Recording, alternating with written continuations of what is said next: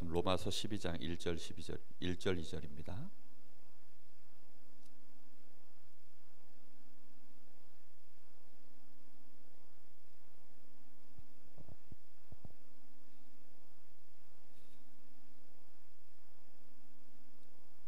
로마서 12장 1절 2절 우리 두 절 말씀을 다 같이 합독하겠습니다.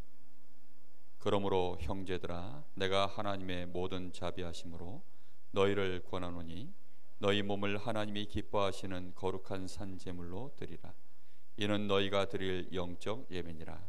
너희는 이 세대를 본받지 말고 오직 마음을 새롭게 함으로 변화를 받아 하나님의 선하시고 기뻐하시고 온전하신 뜻이 무엇인지 분별하도록 하라. 아멘.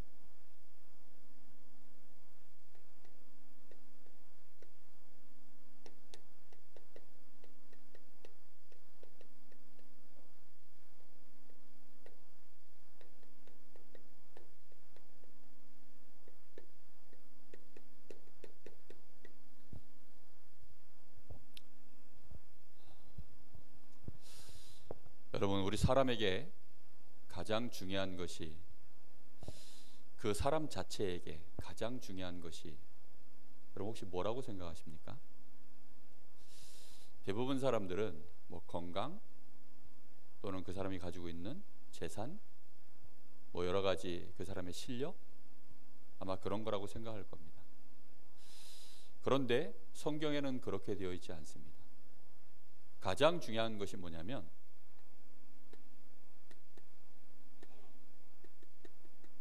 그 사람의 영적 상태입니다. 이 영적인 상태에 따라서 뭐가 결정되냐면 당연이라는 것이 결정되어집니다. 당연히 하는 것이 되어져요. 목사니까 예배에 와서 하나님 앞에 찬양하고 뭐 기도하고, 그거는 당연히 아닙니다. 목사니까 하는 것은 그건 종교지, 그거는 의무지, 어떤 면에서는 그거는 바리새인과 같은 외식이지, 그거는 맞는 얘기가 아닙니다. 렘넌트니까 기도 수첩해야 된다, 그런 당연은 결국은 올무가 됩니다. 그런 당연은 결국은 종교의 짐이 돼버려요. 근데 사람들은 자꾸만 너는 왜 그런 걸 안 하냐라고 얘기합니다. 아니 목사님이 왜, 아니 왜 렘넌트가, 이런 식으로, 아니 중직자가, 이제 그런 식으로 자꾸 보는 거죠. 영적인 상태가 안 되면 결국은 어느 날 안 되는 겁니다. 아무리 폼 잡고 있어도 결국은 어느 날 안 돼요. 가장 중요한 게 뭐냐면 영적인 상태예요. 영적인 상태에 따라서 되는 게 있고 안 되는 게 있고 그래요. 여러분, 내 건강 상태에 따라서 할 수 있는 게 있고 안 되는 게 있습니다. 그렇죠? 굉장히 유명한 스포츠 스타들이 반짝하고 사라지는 경우들이 있어요. 몸이 유리몸이라서. 몸이 유리몸이야. 막 실력은 굉장해서 어마어마한 스킬을 쓸 수 있는데 몸 자체가 근력이나 이런 것들이 그 스킬을 감당할 만큼이 안 돼가지고 결국은 근육이 파열이 오고 부상을 입고 이러다가 빨리 은퇴하는 그런 선수들이 종종 많이 있어요. 왜 그러냐면 몸 상태가 안 받쳐주니까. 영적인 상태가 받쳐주질 못하면 결국은 당연이라는 것은 안 되는 것입니다. 근데 사람들은 이 눈이 없어요. 가장 중요한 게 영적 상태입니다. 근데 우리는 자꾸 그 사람의 육신적인 신분, 어떤 수준에서 나오는 당연한 것들을 자꾸 따지는 거죠. 그리고 자기가 자라는 환경 속에서 가지고 있었던 것들을 당연이라고 생각합니다. 또는 시대의 상황에 따라서. 여러분, 조선시대 당연한 거하고 21세기 대한민국에서 당연한 거 여러분 똑같을까요? 완전히 다릅니다. 그렇죠? 불신자 때 당연한 거하고 내가 구원받은 상태에서 당연한 거하고 완전히 다르겠죠. 그죠? 정말로 내가 구원받았다면 당연한 게 달라져요. 내가 하나님의 은혜를 받고 복음을 알고 복음 안에서 내가 정말로 하나님의 은혜를 계속 누려서 영적으로 성숙해지면 당연한 게 점점 달라집니다. 이 당연이 쌓이면 그 당연은 뭘로 가는 줄 압니까? 필연으로 가는 겁니다. 우리는 주로 무슨 생각을 많이 하냐면 당연한 생각을 많이 해요.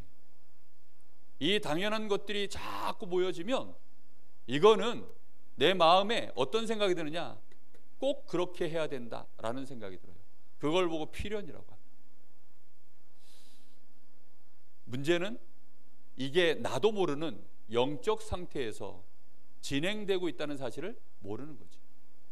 사단이 파놓은 함정 안에서 나 중심, 육신 중심, 성공 중심의 그런 영적인 상태를 내가 갖고 있는 모르고 당연히 이거는 남편이니까 해줘야 돼, 이거는 당연히 내 아내니까 해줘야 돼, 이런 것들은 당연히 내 자녀니까 나한테 이렇게 해줘야 돼, 내가 기분 나빠, 그런 것들이 쌓이면 결국은 내 마음에 나 중심의 마음 감정들이 올라옵니다.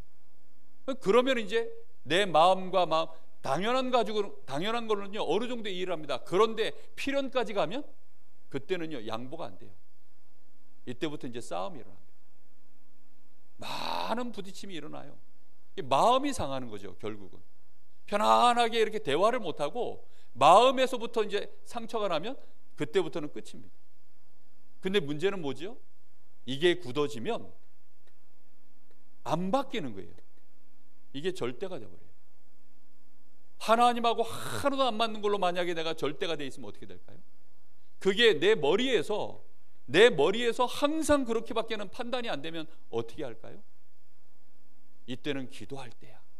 내가 하나님 앞에 엎드려 기도하면 돼. 하나님 나와 함께 하시지. 이걸로 내 당연 필연 이렇게 되어져서요 마음에 평안이 오고 감사가 오고 하나님 앞에 정말로 찬양하고 헌신할 수 있고 이렇게 되어지면 너무 좋은데, 아니 목사쯤 돼가지고 그렇게 되면 너무 좋잖아요. 아니 여기 우리 권사님 장로님쯤 돼가지고 그렇게 할 수 있다면 얼마나 좋습니까? 다 가이오 같고 뭐 다 브리스가 부부 같고 이러면 얼마나 할렐루야입니까? 그렇죠? 근데 그게 영적인 상태라는 게 그렇게 간단한 얘기가 아니에요. 예수님이 제자들의 영적인 상태를 너무나 정확하게 아셨어요. 그래서 3년을 데리고 다니신 겁니다. 왜요? 얘네들 영적 상태 바꿔주려고요.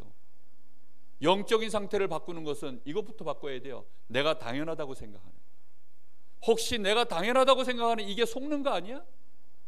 혹시 이게 초등학교 1학년이 생각하는 당연한 거하고요 내 어른들이 생각하는 당연한 것은 너무 다르잖아요. 그죠?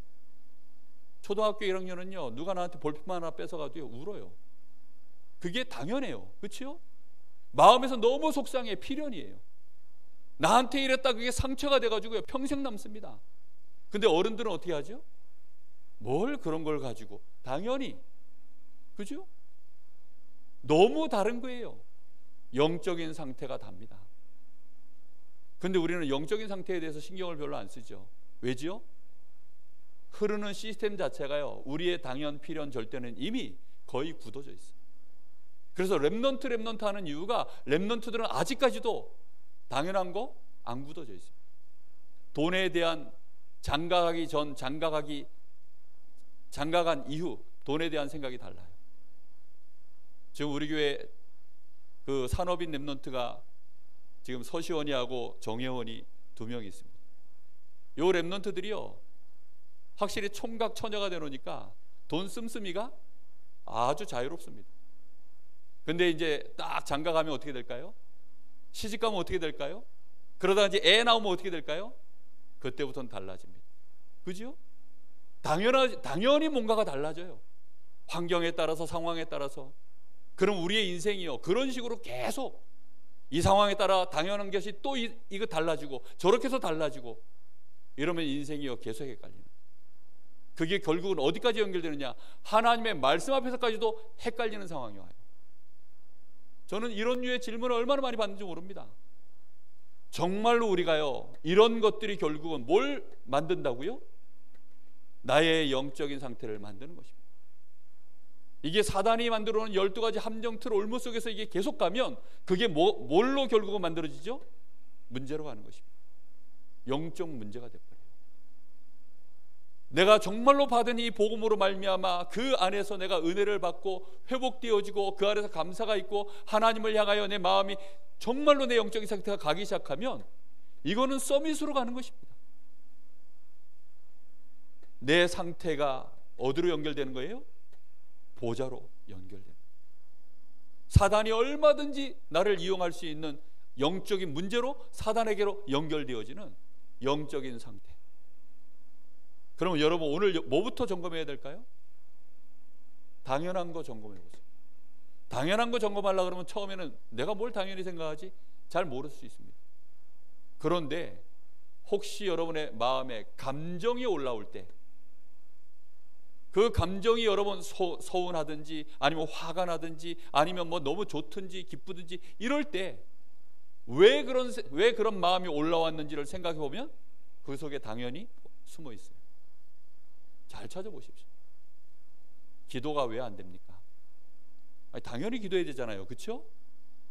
너무나 당연히 기도해야 되잖아요. 근데 당연히 기도가 안 돼요. 우리는 영적인 상태를 못 보고 권사님이면 당연히 기도해야지, 아니 목사면 당연히 기도해야지, 그런 걸 못 보면 착각하기가 쉽습니다. 오늘 정말로 깨닫기를 예수님의 이름으로 축복합니다. 자, 그래서 바울 사도가 로마서 1장부터 11장까지 계속 무슨 얘기를 했죠? 복음 얘기를 계속한 겁니다. 우리의 영적인 상태를 완전히 바꾸는 답, 그게 뭡니까? 복음입니다. 하나님의 은혜를 내가 진짜로 누리는 길, 복음입니다. 우리의 모든 저주, 재앙, 사단의 이 올무틀, 이 모든 함정에서 내가 완전히 해방되는 길, 그게 복음입니다. 그래서 내가 복음을 아는 만큼, 내가 진짜 복음을 아는 만큼, 정확합니다. 복음을 아는 만큼 당연한 것이 나와요. 복음을 정말 아는 만큼 그게요 만들어져서 내 마음에 필연적으로 옵니다. 예배 안 드리면 안 돼, 이렇게까지 나 스스로 오는 거예요. 나 오늘 밤에 기도해야 돼, 내 정말로 이 순간에 하나님 앞에 엎드려야 돼, 하나님 주시는 힘 얻어야 돼, 이런 식으로요 복음 아는 만큼 그렇게 되어집니다. 내가 연약할수록, 혹시 내가 죄 속에 깊이 빠져가지고 누가 봐도 이거는 안 돼, 다 포기할 상황이 오는데 나 복음을 아는 만큼 무슨 생각하죠? 아니야, 그래서 나는 그리스도가 필요해. 하나님은 그래서 나에게 그리스도를 보내셨어. 렘넌트들이요 주로 자기가 심각하게 지금 영적 상태가 무너져가지고 목사님 나는 안 될 것 같아요, 막 너무 자기가 생각 너무 힘드니까 그때 상담하러 와요. 그럼 그때 애들이 뭐라는 줄 아세요? 목사님 저는 안 될 것 같아요. 거의 다 그래요. 그리고 주변의 어른들도 그래요. 쟤는 안 될 것 같아요. 말은 그렇게 안 하는데 눈빛이 그래. 그리고 애를 다루는 그 말들이 그 투가 다 그래요. 그러니까 아이들이요 다 눌려가지고요 어쩔 줄을 모릅니다. 그런데 진짜 복음을 알면 당연히 생각이 바뀌어요. 여기서 그리스도를 누리는 거예요. 어저께 서정원이한테 전화가 왔어요. 뭐라고 전화가 왔냐, 군대 안에서 선임 하나를 만났는데 신학생인가 봐요. 근데 이 오직 복음이 아니라 오직 복음 오직 믿음 이게 아니고 구원은 사람 편에서 뭔가 그래도 좀 잘해야 되는 게 있습니다. 이게 논리적으로 굉장히 그런 신학적인 자료들이 되게 많아요. 그런 것들을 쫙 파일을 보내주면서 저한테 읽어보라 그러더라고요. 아빠, 내가 이걸 봤는데 헷갈려. 그런 게 정말 많습니다. 멸망이 뭔지를 모르면 구원이 뭔지도 몰라요. 그러면 복음을 정확하게 이해하는 것은요 더 어렵습니다. 사람들은 그런 식으로 속기가 너무 쉬워요. 당연히 속죠. 왜요? 복음 잘 모르니까요. 당연히 그러면 헷갈리는 거죠. 왜요? 복음 잘 모르니까요. 그럼 당연히 내 머릿속에서는요 이제 아유 모르겠다고 접어버려요. 왜요? 머리 아프니까, 골 아프다고. 사람들이요 이 골머리 썩는 거 싫어하잖아요. 그래 아유 골치 아파 하고서 에이 몰라 그냥 그렇게 넘어가는 게 너무 많습니다. 정말로 중요한 건데 복음 아는 만큼입니다. 그래서 로마서 1장 17절에 복음 안에는 뭐가 들어있다고요? 하나님의 의가 들어있습니다. 여러분 이런 단어들을 여러분 놓치지 말고 묵상하셔야 돼요. 아, 내가 의인이구나. 나는 어떤 경우에도 나는 의인이구나. 로마서 5장 8절에는 뭐라고 얘기합니까? 그리스도로 말미암아 하나님이 나를 사랑하시는 그 사랑을 확증하신 것입니다. 하나님 나를 사랑하셔요. 스스로 무슨 생각하냐? 복음 잘 모르면요 하나님은 나를 안 사랑하는 것 같아요. 내가 생각해도 내가 너무하니까 이런 나를 하나님 사랑하겠어? 아무도 나를 안 사랑하는 것 같아. 그렇게 생각하기가 쉬워요. 아니라니까요. 복음 정말 알면 하나님이 나를 사랑한다는 걸 알게 됩니다. 그러면 그 사랑 앞에 나도 하나님을 사랑합니다.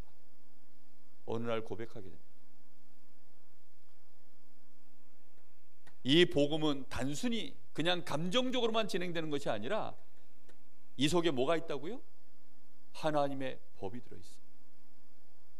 죄와 사망의 법에서 나를 완전히 해방시킨 생명의 성령의 법, 그래서 결코 정죄함이 없는 법, 내가 이 육신으로는 죄의 법을 섬기며 사는 날마다 선은 행하지 못하고 악을 행하는 그 내 속에 죄가 들어있을지라도 그 죄로 인하여서 내가 정죄받을 수 없는 생명의 성령의 법, 그 법이 들어있다니까요. 그렇기 때문에 나는 정죄받지 않습니다. 하나님께 나아가기를 두려워하지 않아도 돼요. 아담과 하와가 여호와의 거니시는 음성을 듣고 어떻게 했죠? 그 음성을 듣고 자기들이 벗었으므로 두려워하여 숨었습니다. 많은 렘넌트, 많은 성도들이요, 왜 하나님 앞에 기도하기를 두려워하고 자신이 연약할 때, 어려울 때 더 숨는 줄 압니까? 이 법을 몰라서 그래요. 사망의 법 아래 자꾸만 스스로 속는 것입니다. 복음을 아는 만큼 정말로 승리할 수 있습니다. 사기꾼들은요, 법을 얼마나 잘 아는지, 법의 그 아슬아슬한 경계선 있잖아요, 그걸 살살 넘나들면서요, 감옥에 안 갈 만큼만 딱 자기 이익을 위해서 법을 이용해 먹습니다. 정치인들이 그런 사기꾼 되면 큰일 나는데, 그러다 보니까 우리는 이 모든 것들을 생각하면 생각할수록 우리는 어떤 자라고요? 빚진 자다. 빚을 진 자입니다. 하나님 앞에. 이 모든 것들이 뭘로 진행된 것입니까? 우리가 뭘 잘해서요? 우리가 뭘 열심히 했길래? 우리가 좀 구했기 때문에? 아닙니다. 오직 하나님의 은혜로 이렇게 진행된 것입니다. 이게 복음이에요. 복음. 이게 몇 단어 안 썼죠? 근데 이 몇 단어만이라도 여러분 깊이 묵상해 보면 생각이 많이 달라집니다. 그리고요, 마음에 막 힘이 올라옵니다. 필연적으로 생각도 깨끗해지고 마음은 힘이 생기고 확신이 생기고, 그러면서요, 나도 모르는 사이에 하나님을 향하여 많은 말씀들이 묵상이 되어지고 내 영적인 상태가 변화가 일어납니다. 그러면요, 이상하게 기도하고 싶고, 이상하게 나도 모르게 기도하고 있고, 예배의 자리에 와서 찬양하고 있고, 내 마음이 하나님을 향하여 열려 있고, 말씀이 계속 또 돌고 있고, 현장을 보고 있으면요, 저 사람 불쌍해 보이고, 도저히 이해 안 될 사람이 또 어느 날 나도 모르게 이해가 되고 수용되고 초월되고 섬기고 있고, 그 사람을 위해서 기도하고 있고, 그게요, 저절로 영적인 상태를 따라서 가는 것입니다. 그 사람을 보고 영적 서밋이라 그래요.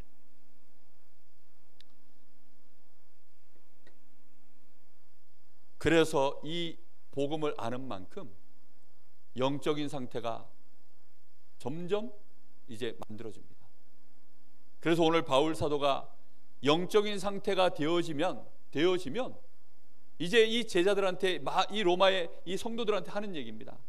내가 하나님의 모든 자비하심으로 너희를 권하노니. 바울 사도가 지금 권하는 게 뭐지요?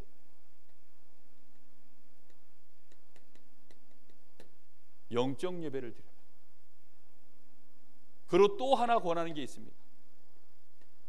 그게 뭐냐면 분별하라.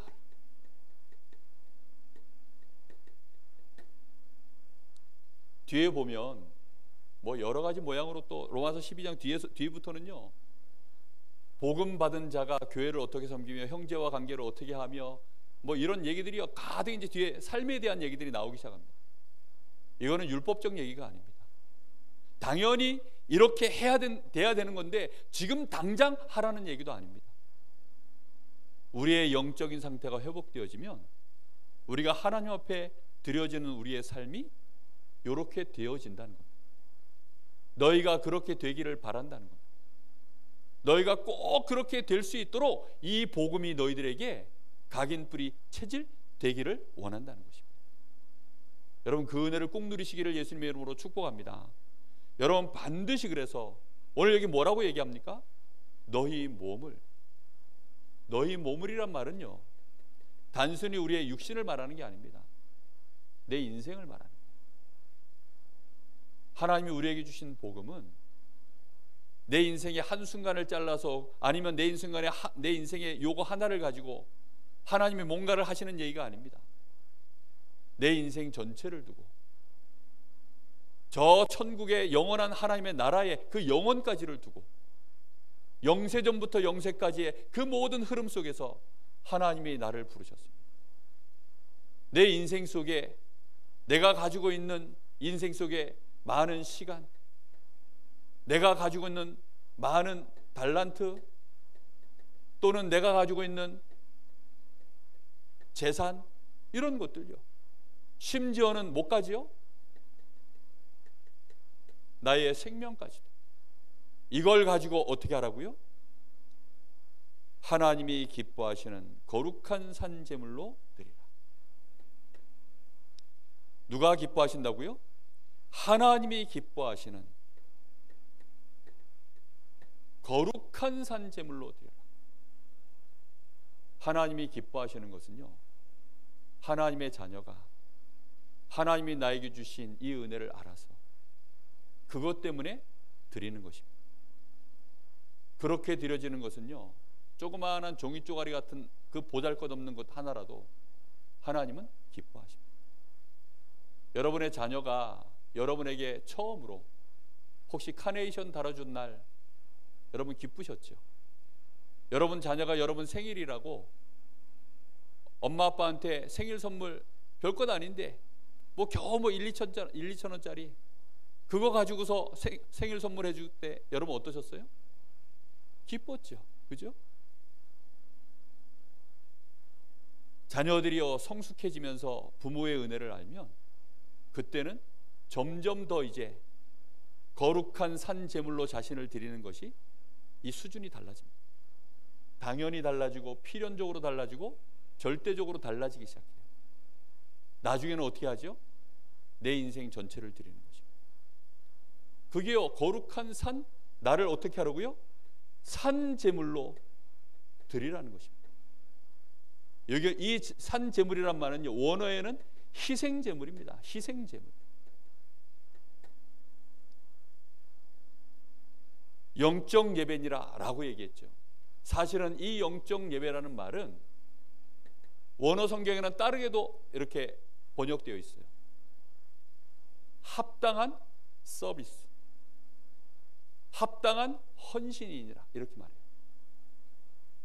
우리가 단순히 하나님 앞에 예배라는 표현을 하니까 우리의 머리가 너무 굳어 있어가지고 예배 이러니까요, 뭐 이런 형태만 자꾸 생각한단 말이에요. 그런 말이 아니고 당연히 너희가 하나님 앞에 이유 있어서 드려야 될 서비스니라, 이렇게 말해요.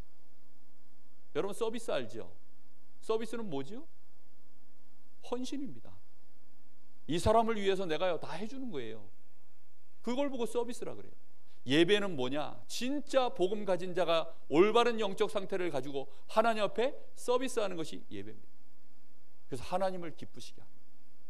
하나님을 찬양하고 하나님께 감사하고 하나님의 뜻을 말씀을 통하여 분별하고 그 말씀을 내 언약으로 가슴에 붙잡고 하나님, 내가 이 말씀 이번 한 주간 인도받아 가겠습니다. 하나님의 뜻이 이거라면 하나님, 내 삶을 이번 한 주간 이 말씀 따라 가겠습니다. 그런 서비스, 그걸 보고 영적 예배니라. 너희 몸을 하나님이 기뻐하시는 거룩한 산 제물로 드리라. 이것이 너희가 드릴 합당한 서비스, 헌신이다. 우리의 예배가 그런 것입니다.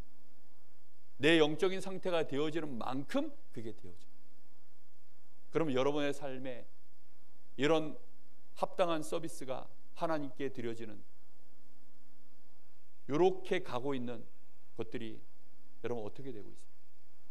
시간이 지나면 그게 이제 점점 달라지겠죠. 그렇죠? 다 드리고도, 왜요? 산제물로 완전히 드린 거기 때문에 뭐 더 이상 말이 필요 없어요. 그냥 다 드린 겁니다. 나 자신을. 그렇게 하는 것이 복음 진짜 받은 자의 영적 상태의 최종 모습입니다. 두 번째, 하나님에 대하여는 이렇게 하는 것입니다. 두 번째, 이거는 뭡니까? 세상에 대하여 이제 복음 받은 자가 해야 될 영적 상태를 말하는 거예요. 너희는 이 세대를 본받지 말고. 이 세대가 어떤 세대입니까? 완전히 흑암 속에 덮여 있어요. 사단의 12가지 이 함정틀 올무 속에 완전히 지금 각인 뿌리 체질되어져 있고 그걸로 흘러가고 있는 세대입니다. 그걸로 당연 필연 절대를 삼고 있는 세대입니다. 유대인들은요 그걸로 완전히 종교를 만들어 버렸어요. 바리새인들과 같이. 유대인들은요 복음을 놓쳐버렸어요. 그래서 심각한 이런 세대 속에서 그걸 어떻게 하지 말라고요? 본받지 말라는 것입니다. 그거를 본받지 말고 오직 마음을 새롭게 하여. 어디를 새롭게 하라고요? 우리의 마음을 새롭게 하라는 것입니다. 이건 단순히 마음만을 얘기하는 게 아닙니다. 우리의 영적인 상태까지를 포함한 단어입니다. 제가 이 의미를 정확하게 알아서 여러분에게 전달해야 되기 때문에, 심부름을 해야 되기 때문에 원어 성경들을 찾아서 봐요. 보면 단순히 그냥 마음만을 얘기하는 게 아니에요. 전인격적인 상태를 말하는 것입니다. 이걸 새롭게 하여서 하나님의 선하시고 기뻐하시고 온전하신 뜻이 무엇인지 분별하도록 해라. 그 분별이라는 단어도 정확하게 말하면 입증하라 이런 뜻입니다. 그걸 입증해내라는 것입니다. 요셉이 형들 앞에 했던 그 말이 요셉을 통해서 어떻게 했죠? 입증되어졌어요. 하나님이 나를 통해서 이렇게 하실 거예요.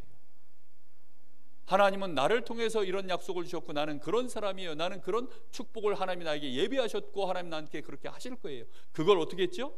입증하는 거예요.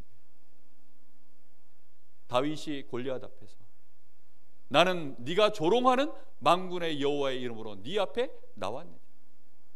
그걸 입증해 보였다니까요. 세상 앞에서 우리는 뭘로 서는 겁니까?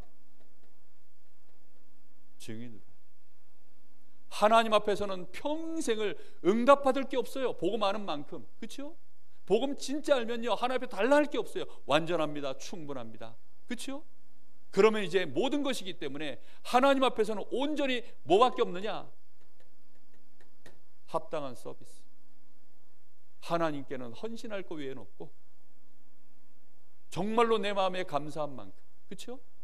정말로 세상 앞에서는 이 하나님이 주신 복음 앞에서 내가 가진 이 은혜를 가지고 나에게 주신 그 축복을 가지고 내가 입증하는 것입니다.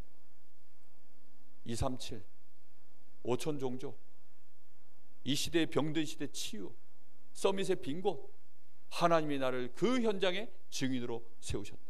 그걸 뭐 하는 거라고요? 말로만이 아닌 뭐라고요? 입증하는 것입니다.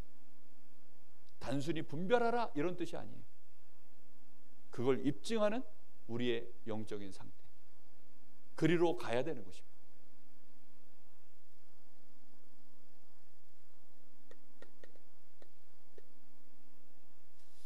그래서 가장 우리의 영적인 상태에 중요한 게 뭔지 압니까? 감사합니다. 이번 주 화요 집회 때 70인 메시지 속에서 우리의 마음은 항상 이래도 감사, 저래도 감사, 이렇게 어려워도 감사, 저렇게 응답와도 감사, 응답이 있어도 감사, 없어도 감사, 감사, 감사. 그게 최고의 영적 상태다. 그렇게 얘기하셨어요. 그렇죠. 하나님께 오직 복음 때문에, 내가 받은 이 구원의 은혜 때문에, 나에게 주신 이 영원한 천국의 배경, 그걸 내가 이 자리에서 누릴 수 있는 그 은혜 때문에, 그걸로 인하여 감사. 그것으로 내 마음속에 많은 부분에요 치유가 일어나고, 그것 때문에 하나님을 향하여 정말로 더욱더 집중되어지고, 교회를 이해하고 성도를 이해하고 많은 사람의 영적 상태를 보면서요 섬길 줄 알고 조용히, 실수하는 사람 보면 그거 못 본 척 해주고, 정말로 어려운 사람 있으면 조용히 도와주고, 그런 일들을 할 수 있는 것들이요 이런 영적인 상태 속에서 사실은 바탕이 되어지는 것입니다. 이 감사는 그래서 올바르게 복음을 이해한 만큼 감사가 나온다 그랬습니다. 이 감사는 결국은 나의 영적 상태만큼이 그 사람의 감사다. 이 감사는 결국은 그래서 뭘 만든다 그랬습니까? 그 사람의 그릇이라고 했습니다. 응답의 그릇, 하나님이 역사하시는 그릇. 이 감사를 가지고 하나님께 대하여는 우리 인생이 뭐 하는 거라고요? 예배자로 서는 것입니다. 예배는 뭐라고요? 합당한 서비스입니다. 하나님께 서비스하는 거예요. 남편이 아내의 마음에 딱 들면 그 다음날 아침에 뭐가 달라지죠? 반찬이 달라집니다. 그렇죠? 반찬이 달라져요. 서비스가 달라지는 거죠. 근데 남편이 마음에 안 들면요, 다 불평입니다. 이유가 없어요. 내 마음이 싫으면 다 싫어요. 뭘 해줘도 싫어요. 농담해도 싫다 하고, 진담해도 싫다 하고, 다 싫다 그래요. 그런데요, 마음에 좋으면 그때부터는 서비스가 달라져요. 하나님 앞에 내가 진짜 서비스할 마음, 예배는 서비스입니다. 성가대 서비스입니다. 영적 상태가 안 되는데 서비스 어떻게 하죠? 못해요. 서비스라는 건요, 대가가 없어요. 이미 다 받았어요. 다 받았기 때문에 이제는 우리는 하나님 앞에 그냥 할 일이 뭐밖에 없냐? 서비스. 그렇단 말입니까? 예. 그게 예배입니다. 세상을 향해서는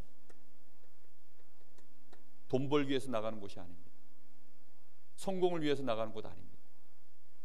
거기에는 하나님의 말씀대로 이 복음이 정말로 모든 사람에게 필요하구나, 복음이 모든 문제 해결이구나, 하나님의 나라가 여기에 필요하구나, 그 일에 성령 충만 받은 내가 증인이다, 그 일에 하나님이 나를 쓰시려고 한다, 역사의식, 사명의식, 소명의식, 그 속에 하나님의 계획을 입증하는 것입니다. 누굴 통해서요? 나를 통해서. 그게 복음 받은 자의 영적 상태입니다. 이 축복을 꼭 언약으로 붙잡고 당장 이거 해라, 내 영적인 상태만큼 할 수 있는 것들이 있어요. 그렇죠? 그런 축복들이 저와 여러분에게 정말로 제대로 응답으로 누려져서 나의 생명을 다 드리고도 주님, 나는 드린 것이 없습니다 할 수 있을 만큼 우리의 서비스가 그렇게 되어지고, 사람들 앞에서는 여호와의 신하에 이만큼 충만한 자를 우리가 어디서 또 찾을 수 있으리요. 렘넌트 7명과 같이 그런 하나님의 사람으로 입증되어지는 그런 축복이 있으시기를 예수님의 이름으로 축복합니다. 우리 같이 잠시 합심해서 기도하겠습니다. 하나님, 우리의 영적인 상태를 살펴보게 하옵소서. 조금만 진실해지면 됩니다. 하나님, 나의 영적인 상태가 하나님 앞에 예배자로, 하나님 내가 얼마나 서 있습니까? 하나님 앞에 나올 때에는 이거 달라 저거 달라 급한 마음에, 조급한 마음의 상처 속에서 맨날 종교인처럼 뭐를 요구하는 서비스맨으로 나오는 것이 아닌, 혹시 그렇지 않습니까? 확인하게 하시고, 세상 나가서는 뭔가를 내 걸 채우려고 또 거기서 경쟁하고 싸우고 혹시 그러고 있지 않습니까? 하나님, 복음 알게 하여 주옵소서. 정말 복음 알게 하여 주옵소서. 복음으로 나의 영적인 상태가 변화가 일어날 만큼 복음 알게 하여 주옵소서. 복음이 각인되고 뿌리내고 체질될 수 있도록 은혜를 더하여 주옵소서. 우리 간절한 마음으로 잠시 같이 기도합니다. 하나님, 감사합니다. 오늘도 우리에게 하나님 분명한 말씀을 통하여서 알게 하시는 하나님께 감사를 드립니다. 하나님, 우리가 복음을 받았고 주신 복음으로 말미암아 우리가 하나님의 것이 되었고 하나님의 자녀가 되었사오니, 이 어마어마한 축복을 우리가 더욱더 알게 하시고, 이 복음으로 말미암아 우리의 당연 필연 절대가 바뀌게 하시며 우리의 24, 25 영혼이 바뀌게 하시고, 하나님, 우리의 일심전심지속이 바뀔 수 있도록 주님 역사하여 주시옵소서. 종국에는 우리 각인뿌리 체질이 완전히 바뀌어서 우리의 영적인 상태가 영적 서비스로 회복되어질 수 있도록 하나님 우리의 영적인 문제를 치유하시고 우리의 영적인 상태를 바꾸시며 영적인 서비스로 회복시켜 주시옵소서.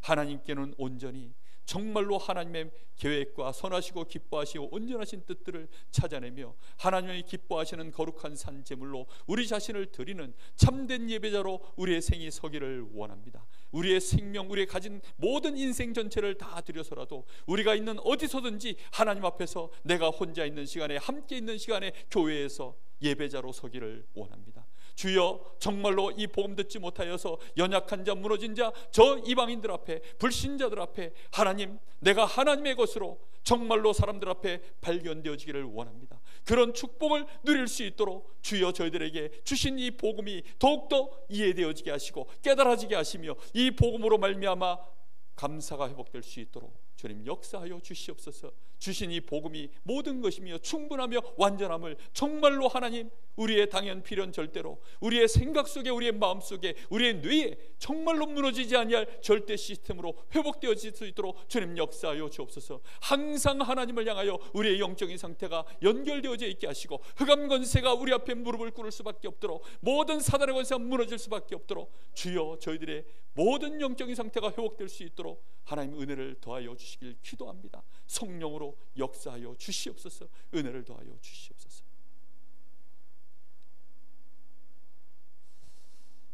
하나님, 오늘도 저희들에게 복음을 알게 하시고 복음을 더욱더 각인 뿌리 체질화하여서 나의 것으로 누릴 수 있도록 하나님의 말씀을 듣게 하시니 감사합니다.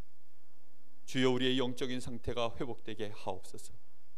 하나님이 우리에게 주신 축복을 당연히 필연적으로 절대적으로 누리고 하나님 앞에는 온전한 거룩한 산제물로 그렇게 드릴 수 있는 예배자로 설 수 있을 만큼 하나님 저희들에게 은혜를 더하시고 세상 앞에 흑암의 나라에 묶여있는 저 불신자들 앞에 그리스도의 전도자로, 제자로 하나님 현장에 설 수 있도록 축복하여 주옵소서. 그래서 진정으로 하나님께 영광, 이 땅에는 기쁨을 주는 일에 심부름하는 전도자 되게 하옵소서.